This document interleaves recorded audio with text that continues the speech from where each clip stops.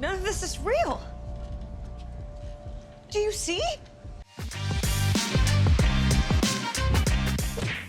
After, let's be honest, a disappointing opening with Citadel on Amazon Prime, I was a little bit more hopeful about SILO on Apple TV, and the first 2 episodes have just dropped.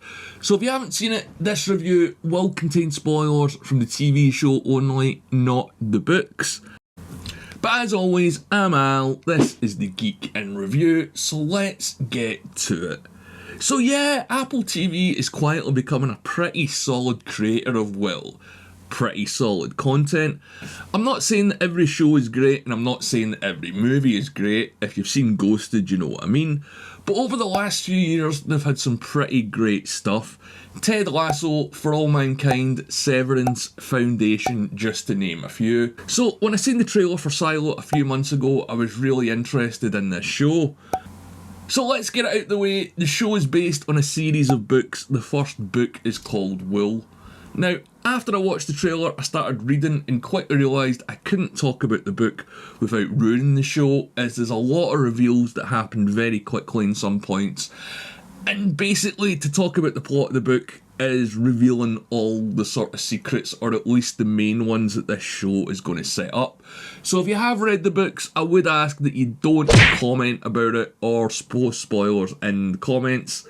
But if you want to, you know, be a dick, that's entirely up to yourself. It's not something I personally want to do, but you know, you're probably an adult, make your own decisions is what I'm saying. Well, if you've seen the movie Snowpiercer, SILO is sort of the same deal. Humanity, or at least this group of humans, live underground in a giant, and I mean giant, over 100 level silo. And no one knows why they do, or what caused them to move into this. And this is where the mysteries start, because they never venture outside the silo because the world is toxic. And if you do get sent out, it's basically a death sentence, and that's like, you know, the harshest punishment for any crime that can be committed within the silo, and does tie into the plot quite heavily. Whatever happened, these people have been in this place for such a long period of time that it's now just become normal, and they're sort of accepting their reality and have stopped asking why are things the way that they are, and that's kind of the essence of how this show starts. So yeah, as I just said, if you commit a serious crime in the silo, you get sent outside to do what's called cleaning. This is basically what it says on the tin, cleaning the sensors and the cameras that give them a view of the outside world. And even when people go out with a protective suit on, after a few minutes they seem to drop dead from whatever's going on. So the first 2 episodes cover about a 2 or 3 year period in the silo told through flashbacks, as the characters try and unravel the secrets of where they live. So first of all, we meet Sheriff Holston, who's decided that he wants to leave the silo, which, if you say it out loud and it gets heard in public, is a death sentence, and he knows that. But I'll get to that later on. So that's where the episode starts, but where the story starts is a few years before.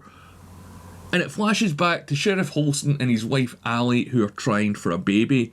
Now, obviously, there's limited room in the silo no matter how big it is, because there's always going to be limited resources. So it seems that there's a sort of lottery or application process to conceive to have a child. So once you do get selected, you've got a year to basically get pregnant, or that's it, and you need to wait and reapply. So when someone gets approval, they're the talk of the town, or at least the talk of the silo in this case. And through this flashback, we see that this isn't a bomb shelter, it's a living, breathing society with farmers, engineers, administrators, politicians, police, you name it. But yeah, the past of the silo is one of the main mysteries of this show. They don't know how they got there or why they're there, and they're not allowed to look into their own past as well, as this is forbidden. They've been in there for over 100 years, and about 130 years ago there was a rebellion, and these people wanted to leave the silo. They managed to stop the rebellion, but during the battle, all the records and history of what happened to the silo, or what happened to the inhabitants before then, was destroyed. So anything that's found before this point is referred to as a relic and is generally forbidden. In the first episode, we see what's called Freedom Day, which is celebrating when the rebellion was put down. So it's a sort of, like, you know, 4th of July thing, but not everyone, or at least some people aren't convinced about the story that they're being told about the rebels burning and destroying their own history. There's clear indication straight away that this place isn't exactly what it seems. Ali gets suspicious after she finds an old hard drive, which, you know, is exactly like the sort of technology we use, that's over 150 years old, so it's pre-rebellion, and this is highlighting that these people have been there for quite a long time. Because if you have a look at the technology in the office and things, it looks very late 80s, early 90s by our standards, but this is a slightly different world in reality, so it's hard to tell. But obviously they're not really innovating the latest MacBook laptops when you're cooped up in a concrete bunker, no matter how big it is. So along with a guy named George, she hopes to explore the mysteries of the hard drive and find out a little bit about their history that they don't know. And this Freedom Day, where the rebellion was crushed, seems to be the day that this society at least started living by the rules that they're living by at the moment, i.e. no looking into the past, no real questioning certain things, all that stuff I'm sure they're going to develop later on throughout the season. But Alison and George manage to access the hard drive and find out there's a secret tunnel below the silo that no one knows about, or at least no one remembers. And they do find out more stuff on the hard drive, but it doesn't fully get revealed. Ali discovers that although her birth control implant's been removed and she's been trying to have kids for almost a year, that she's never going to get pregnant, as there's certain rules or criteria that they have for who can procreate within the silo. Because it seems that the leaders of the silo only want certain types of people to have kids, and that's people who don't question and obey the rule of law. But as I said, that's not the only secret that they find out on the hard drive. Whatever she discovers, she seems to be determined that the outside world is okay.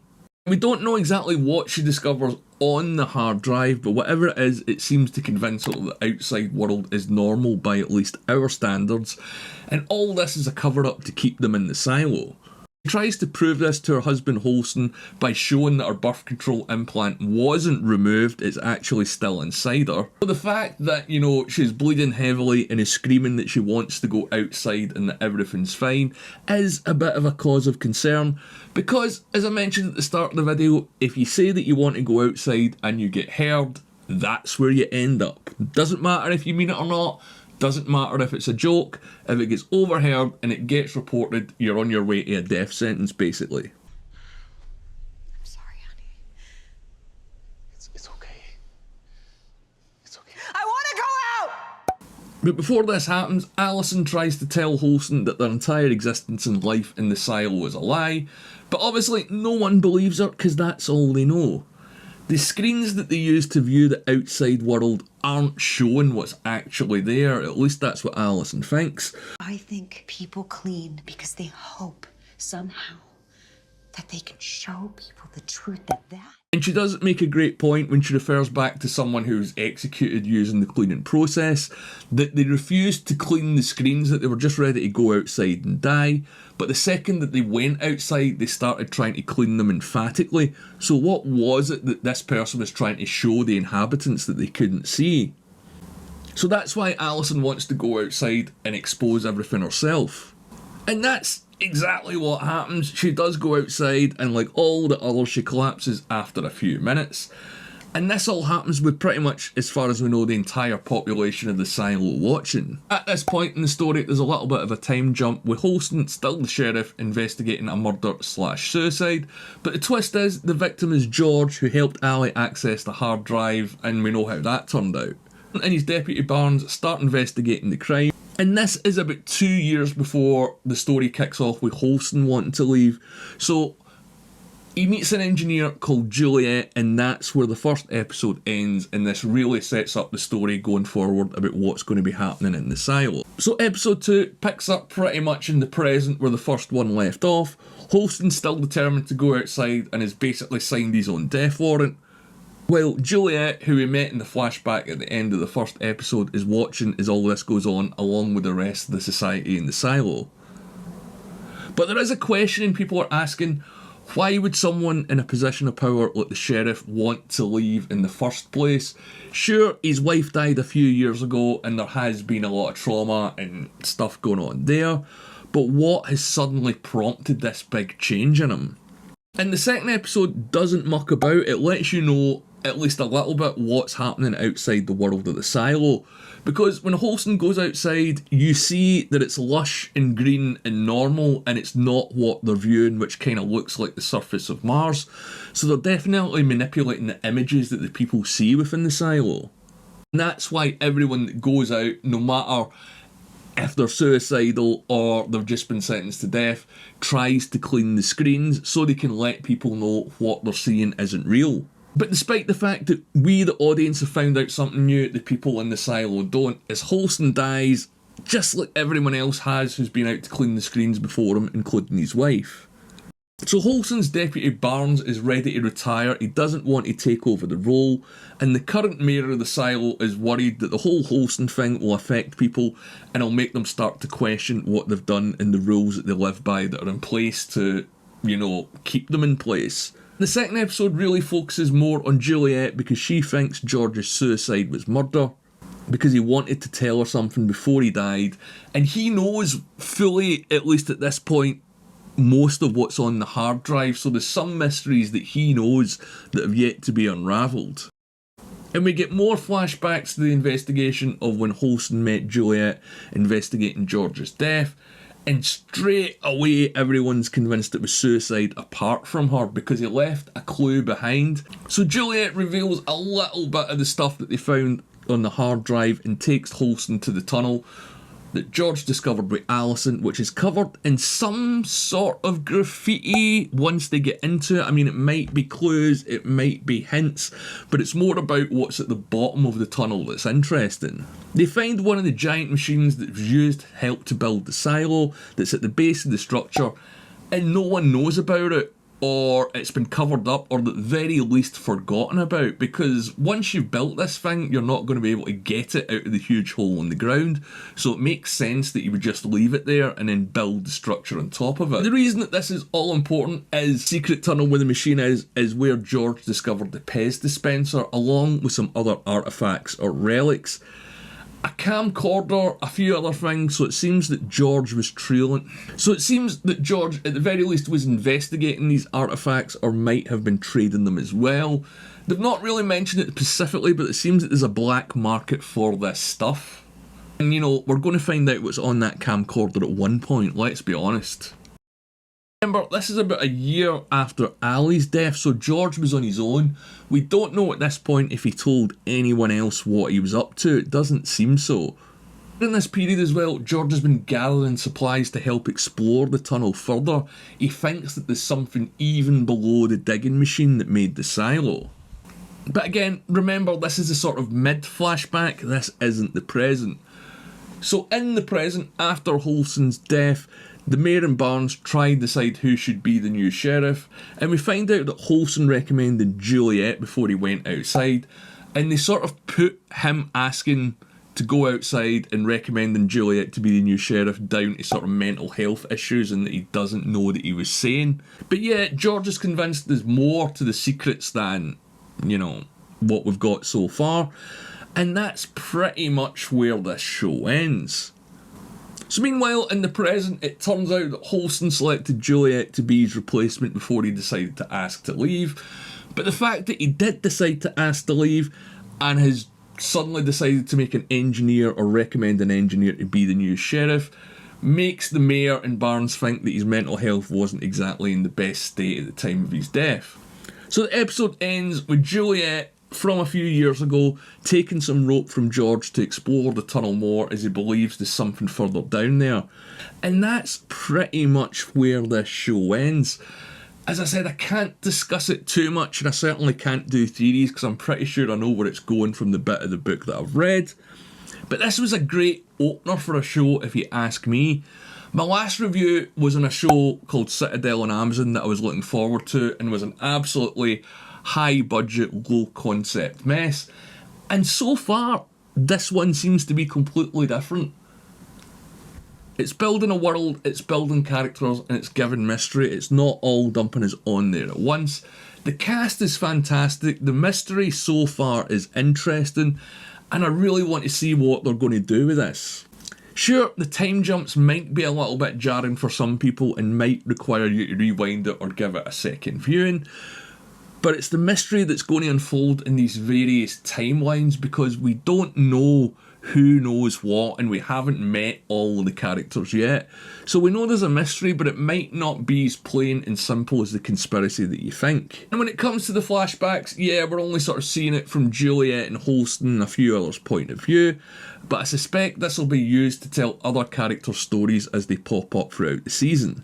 I do hope that they don't rely on the sort of flashback things a little bit too much, as it could get confusing. But as I said at the start of the video, this is based on a series of books, and if you've read the first book, you know there's a lot more to come. Now, that doesn't mean they're going to stick exactly to the plot of the books. I'm sure they're going to adapt and change certain things and adapt and change certain characters. Because Apple done a great job with adapting Foundation from the original source material to bring it to the screen, and I hope that they keep it up here. This show could have a lot of promise, but could also easily fall into the whole mystery box aspect of shows like Lost. But so far, it looks great, it feels great, and while I'm not exactly hooked at the moment because I know what happens in the first book, I'm very interested to see where this is going to go and where they're going to take the story. Now, I'm not going to talk any potential spoilers about the book throughout any review of this show because one, I don't want to ruin it, and two, as I said, they're probably going to change a few things. I want to see how the show is going to handle that and how they're going to use it to build this world. Because remember, theSilo is its own world for these people, it's its own society, it's the only society that they know that exists. And how that society started is probably just as big a question as what's going on outside in the real world. But as always, these are just my thoughts. I want to know what you thought of the first 2 episodes of Silo if you've seen it, in the comments below, or as always, you can reach out to me on Twitter at TheGeeksReviews. The only thing I would say is, if you have read the books, please don't post spoilers, because it's just a bit of a dick move, man, let's be honest. But I'm going to be covering the rest of this show every week, so make sure you're subscribed to the channel if you haven't done it already, and you've got the notifications turned on. If you made it this far, as always, please leave a like on the video. Thanks for watching. My name's Al.